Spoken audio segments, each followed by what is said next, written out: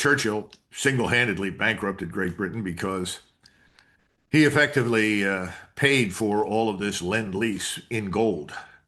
And this was FDR's private plan to bankrupt the British Empire. FDR actually told his inner circle, the British Empire is evil and Stalin is virtuous. Now, stop and think about that. That's incomprehensible to anybody with a normal brain, but that was FDR's views. And you have to look at the people that surrounded FDR and their interests. And large numbers of them were NKVD agents. Every time FDR talked to anybody, whether it was Churchill or Stalin or anyone else, all those communications were recorded. So when you look at the whole picture, you come away understanding that Stalin was the real victor of the Second World War. He was the architect of the whole thing. And we essentially sacrificed Britain on the altar of cooperation with the Soviet Union. And that's a pretty terrible prospect. But now that's the past. So what are we doing? Well, our first and most serious mistake was to come off the gold standard.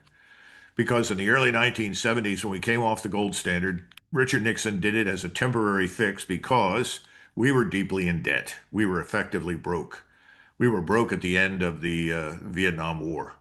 Lyndon Johnson had squandered trillions of dollars by today's standards on the war in Vietnam and simultaneously built this enormous welfare state at home. As it turned out, neither worked. Everything was a failure. Nixon comes in. He can't pay off the debt, so he says, we'll let the dollar float. We'll come off the gold standard.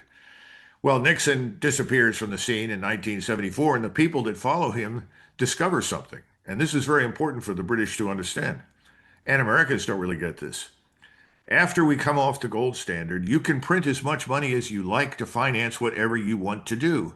And the American taxpayer is not on the hook for it.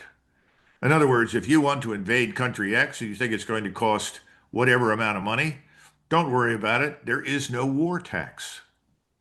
In other words, nothing's being paid for. You are simply printing dollars to cover your losses and cover your debts.